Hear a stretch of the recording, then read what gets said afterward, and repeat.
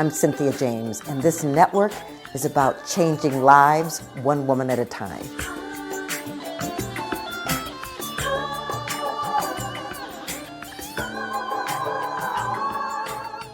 Hello and welcome to Women Awakening. I'm your host, Cynthia James. I'm here because I love women. I love who we are, what we bring to the planet, and I think it's our time. I think it's our time to show up and show out, bring our gifts, and invite the world into the feminine energy of loving kindness and care and nurturing. And so I get to introduce you to fabulous women every week, and they're way showers. They show us that there's a field of infinite possibilities and potentiality that we can step into and find out what fits us. What is the thing that lights us up? And so I invite you to come back every week, meet a new woman, and let them inspire you to see what passion wants to arise. We're on all the platforms: Spotify, iTunes, iHeart, Spreaker, Amazon, video on YouTube. Look for Women Awakening with Cynthia James and just subscribe. I'm very excited to introduce you to my guest today. Her name is Samantha Tradelius. At the beginning of her bio, it says mother, wife, philanthropist, entrepreneur, brutally honest, fast moving, and supporter of all things she. My kind of person. Yeah. I want to talk about the fact that she's established the Sparkle Foundation, a nonprofit dedicated to helping single women throughout the Bay Area, the Inland Empire, and the cities of Los Angeles and Sacramento. In just a few short years, the Sparkle Foundation has seen an unprecedented amount of success thanks to Samantha's sheer determination and passion for giving back to her local community. The Sparkle Foundation supports single mothers and children in an array of initiatives, including enrichment scholarships for children, a Christmas holiday gift drive, and back-to-school backpack drive. In addition to the foundation, she started and established Sparkle Biz, which provides microloans for female-owned small businesses and access to a large connected network. So since its founding in 2016, Sparkle Foundation has raised more than $1 million with every dollar invested in the community. Oh, Samantha, thank you so much for being here. Cynthia, thank you. And I just need to take you everywhere. That intro was sensational. You're in. Thank you so much. All things she. Well, I just want to start with how you were brought up and born. I think a lot of times women look at successful women and don't even think about what the beginning was. So what was your beginning? I have two wonderful parents that are high school sweethearts, still married. They are, when you look at hashtag goals, that's them. Very, just incredible family, entrepreneurial family business, very tight knit.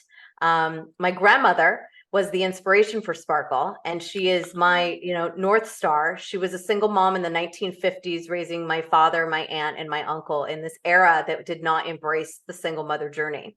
And so, that hearing the stories of the way that they were brought up, they really resonated with me as a young adult, as a young woman, and now as a grown woman, as I like to say. And when I decided that I was going to get out there and make a difference in the world, I was finding that there were so many women that were just like my grandmother. And so that's why Single Moms, and that's why Sparkle kind of came to be, was as a legacy to my grandmother, Barbara Jean. I called her Gigi. And she's still very much a part of my, environment. She's no longer here on earth, but she still is with me in spirit every day. And that's a little bit about me. Well, I love that. I was brought up by a single mom, and my grandmother was a single mom. And, you know, um, it was hard for them because there weren't a lot of resources and support for women who were raising children on their own. So I love that. And I love that you had a grandmother that you could see how powerful she was. I want that for my grandchildren. So before we get into the uh, the foundation, you had a whole nother successful career with your husband in insurance. So, Yeah. so can we just talk a little bit about that and then how that maybe have bridged into the foundation? Yes. So my background, my career has been in insurance, and it started off in insurance education, going back to that entrepreneurial family. My family owns a licensing school for insurance here in California. So pre-licensing, continuing education, all that is my wheelhouse, so to speak. And it became really apparent that this was a path when a teacher didn't show up for school to teach class. And there was, 80 to 100 people sitting in this room. I was 17 years old at the time, and I was working at the front desk. And it became very apparent, like, this is how we eat. So somebody better get in there. So I grabbed a book and I started teaching auto insurance. I didn't know anything. I was 17 years old. And I liked it. I realized I had a little bit of a passion. People thought I knew what I was talking about. And when it came time I graduated college, my parents were, obviously not ready to retire. And so there was too many chiefs in the kitchen, so to speak. So I started an insurance agency with my father, which we sold small personal lines, small commercial, and then ended up kind of meeting my husband through owning an agency and doing that, and then moved to San Francisco, and away we went with commercial coverage, which we ran for 20 years. And it was selling property insurance in San Francisco, having staff, hiring, firing, smiling, dialing, the good days, the bad days, the what is going on days, all the things. And recently in the last year, we were acquired. So the role has kind of transitioned from boss gal to back to just kind of a salesperson, which is great. And also kind of diving back in with my family. I'm kind of coming back in because they're now getting ready to retire. And so I'm coming back into the education space with respect to insurance, bringing all these 20 plus years of experience. So it's been a full circle journey with my career. But I always really focused on, I really liked women. And I liked women because I am a woman, but I understood, what was important to me as a female business owner. And so I would go out there, to networking meetings and these different groups. And there wasn't a lot of gals in my role. Insurance is still a very pale, male, and stale industry, even in 2023, unfortunately. And so women would gravitate to me, and I would help create insurance products for their business and became a part of their growth journey. Many of my clients are still clients I've had for 20 years. And when Sparkle Biz kind of became this idea of mentoring and loans, I thought, oh my goodness, like I've got this incredible database of women in my life and clients that can help mentor these wonderful single moms that need assistance. So the bridge there was so great. And, it was an easy one to walk over because my clients had been with me for 20 years, knowing, my sparkle and the things I was doing. And now it was just a way for us to get to work together even more. So it's been a real full circle and a really fun journey. And insurance, I think being a business owner has taught me so much about running a nonprofit, because it's a whole nother bag. Yes, it is. Oh boy. Well, and I just want to say though, your personality is sparkle. So I can imagine why, you got in front of that room and they thought you knew what you were doing, because there's a passion that just exudes from you. And do you have children today? I do. I have two young girls. They're 10 and 13, and they give me a run for my money. These little girls are going to put me under. Listen, the kids that are on the planet today are, I don't know, light beings with pizzazz. I don't know. It's quite something.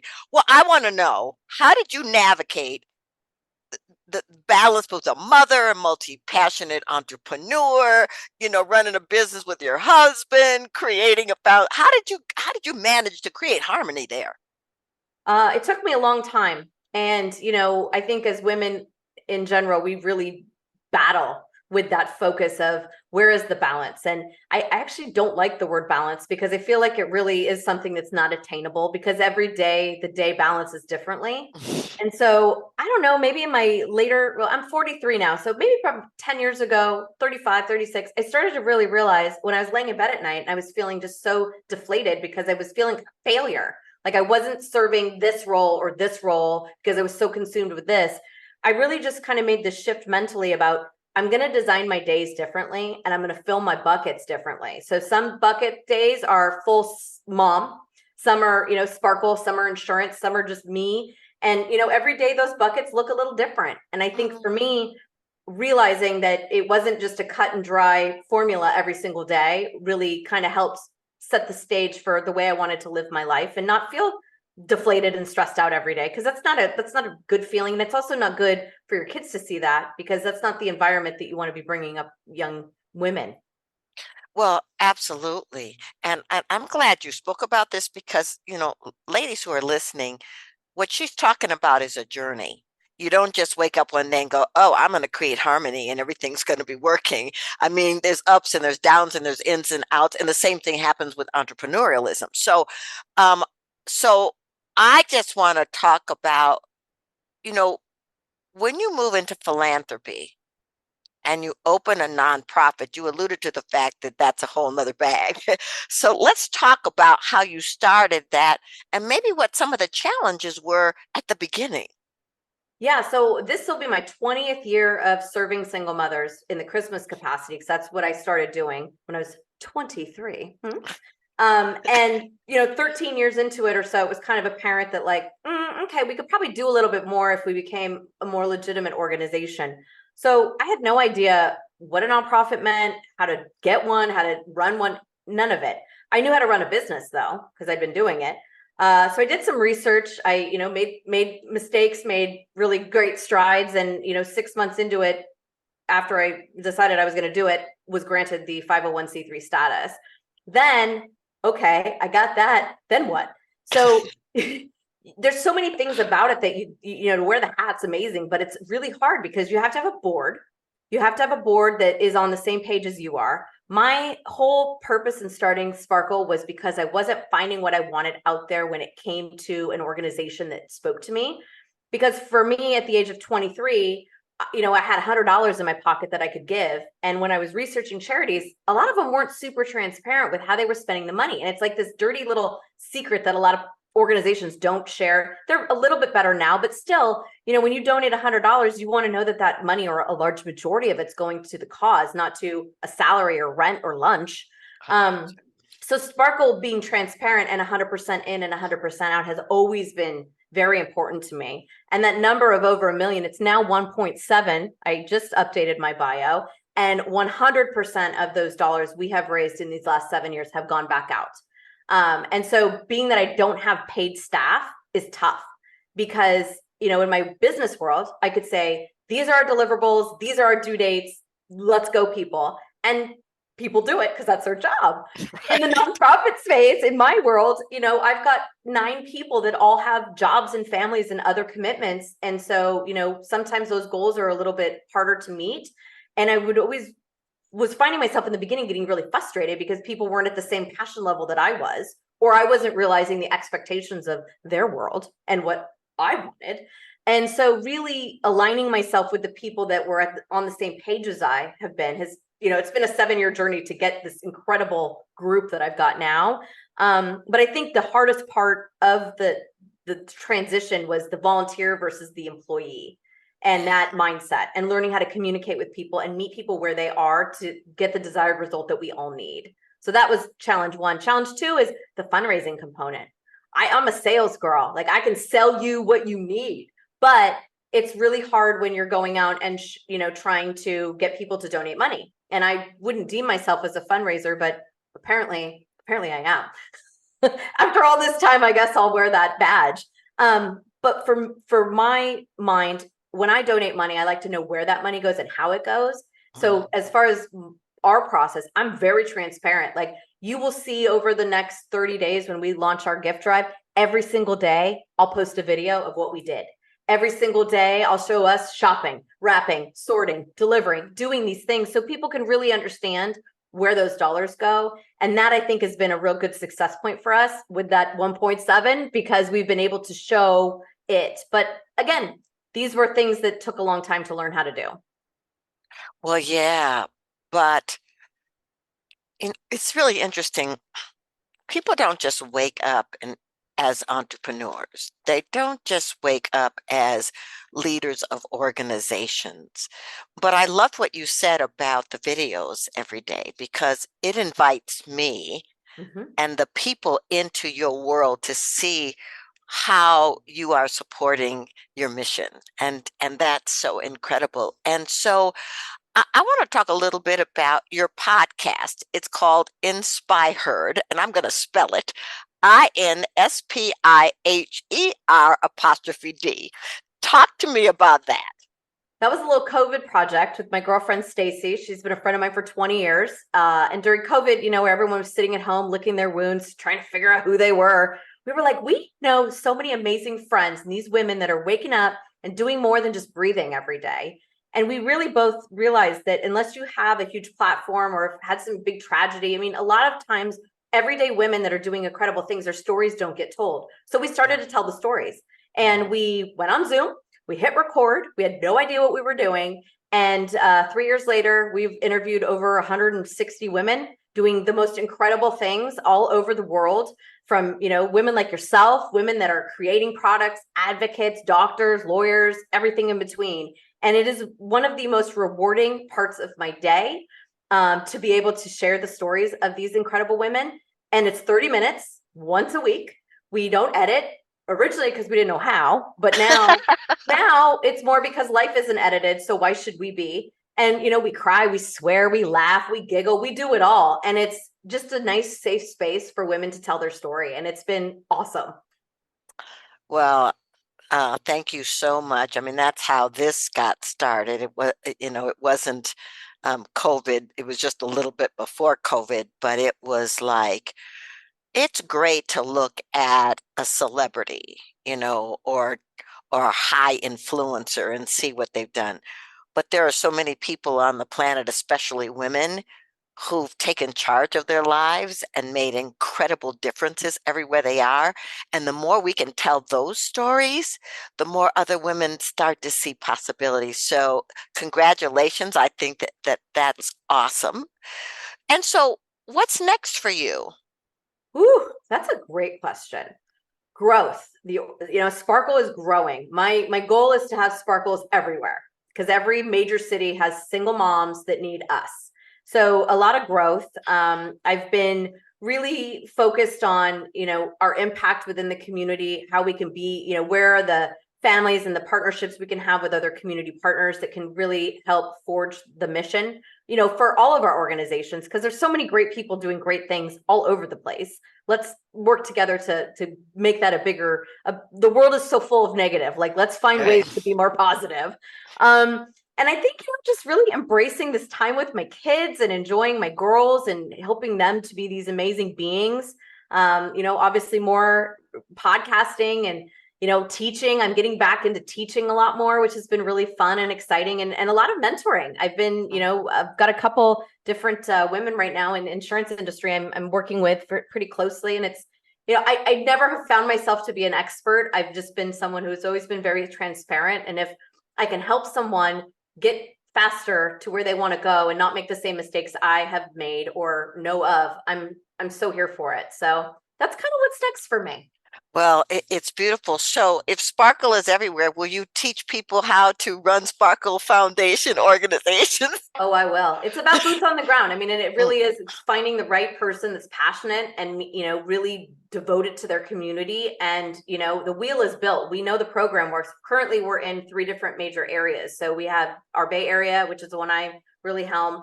There's Sacramento and Los Angeles. So we really do, we built the wheel. It's just now putting the right players to help the wheel keep churning.